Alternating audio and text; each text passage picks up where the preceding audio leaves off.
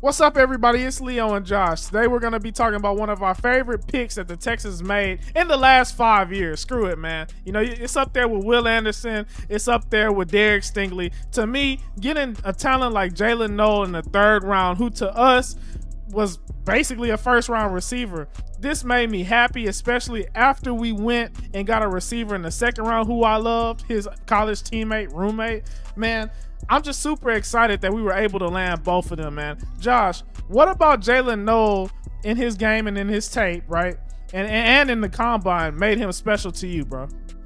Yeah, man, talking about building on his strength. We screamed that from the rooftops over and over again, right? So they come out, they have Nico, they got Kirk, they added Higgins like you talked about. Now they come back and say, all right, this is the guy that we can't let pass by at round 3, right? 4-year player, 3-year starter, killed it his final 3 years starting. I don't have to get into the numbers. Had 18 touchdowns throughout that time, 12.8 yards per catch, right?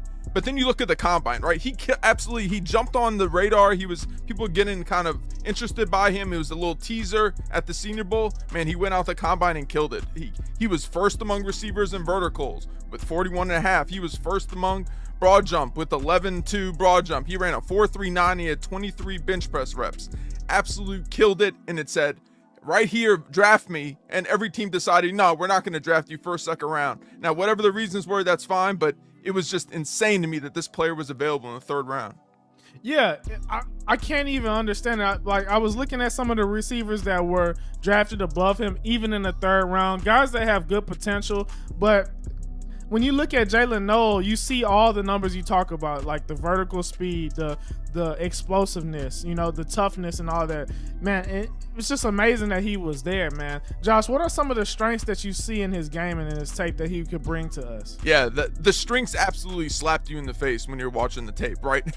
Elite separation skills. There wasn't a single rep on his film that really didn't show ability to get away from the defender. And he's got it all, man. His ability to use tempos, his ability to use leverage, his ability to use speed on his out routes, his ability to, with body control, his explosiveness out of his breaks and spatial awareness were all just like flashing red light, draft me in the freaking first round. But then you move forward and you say, all right, what else does he do? Because, you know, speed is nice, explosiveness is nice. What kind of player is he, like, in between the numbers? And you saw it over and over again. There's absolutely no fear there over the middle. And Noel plays tough as nails. And it kind of shows up with his 23 bench press reps, right? You see the physicality. You see him kind of rocked up. And you guys will see in a second when a little teaser. We'll get to our comps at the end. But that's kind of where all of this shows up. And then you go down, absolute special competitor. Absolutely makes no question of why Nick Caserio loved this player. His tape is explosive. His routes consistently cripple DBs. I'm just going through some of the things. Like, that was my favorite phrase of the whole draft. He just absolutely just left guys in the dirt, and it was freaking immaculate, right?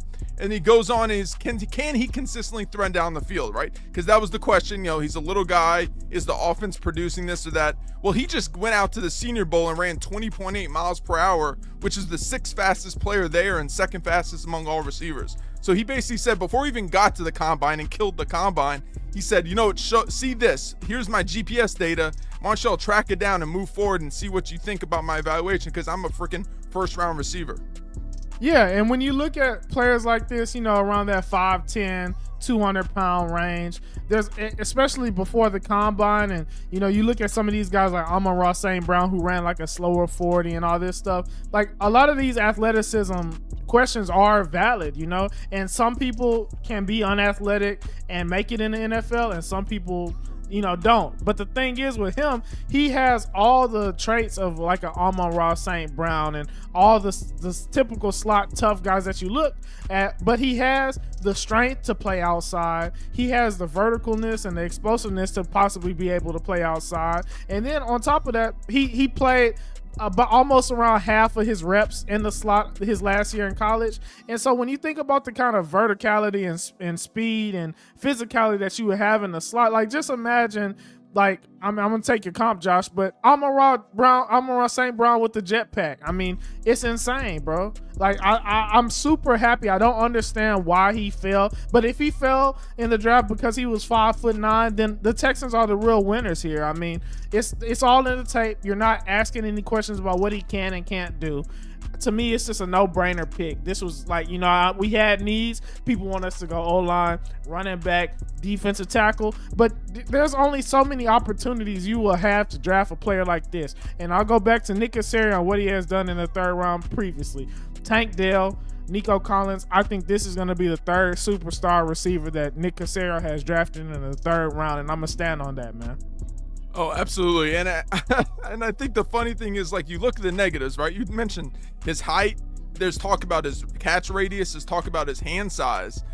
But none of that shows up on tape. He drops the ball once in a while, but nothing more than most players, right?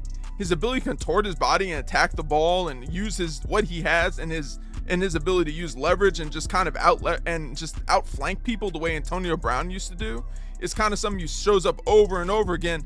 And the big question mark is, what was he playing with at receiver? Like, he wasn't playing with the superstar receiver. He had Jaden Higgins over there who was getting a lot of looks. Do you know what those numbers could have been if he was the focal point of offense and everything was kind of built around him? He was playing a role at Iowa State, which I think dinked him a little bit down the draft a little bit. And between that and the size, that's kind of what you see. And the other thing is, people say, you talked about it with slot receiver, right? He's a slot receiver. Absolutely, he's built like a slot receiver.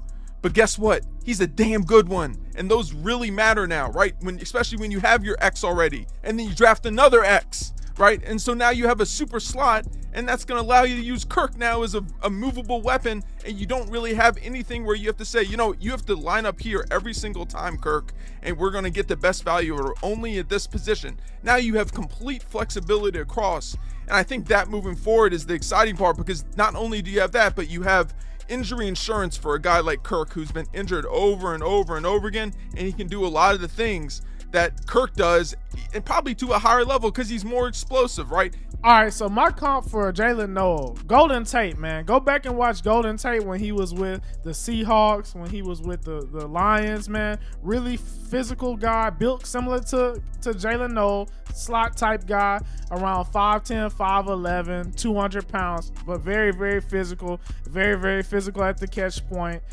Really scrappy, great competitor, man. So for me, it's going to have to be Golden Tate, bro. What about you, Josh? Yeah, you already grabbed my secret weapon, the Amon-Ra St. Brown with the freaking jetpack, right? I love that one because no other players in the history like recently had those 23 bench press reps combined with all that ability to run routes and all that. But I'll give you one more, and this is the one that kind of got me excited because I saw this graphic by 33rd Team kind of comparing them, and I was like, all right, well, this is a good comparison, and the player was with Ladd McConkey, right? So, like, if we can get a Ladd McConkey coming in, like, absolutely sign me up. But I think it's even better than that. I think it's kind of Ladd McConkey might be even under delivering the player because Ladd's about 10 pounds lighter. He is a little bit more like lanky, so he doesn't have as much strength. He doesn't have that power that Jaylin Noel has. He doesn't have that vertical explosion that you saw in his explosive numbers.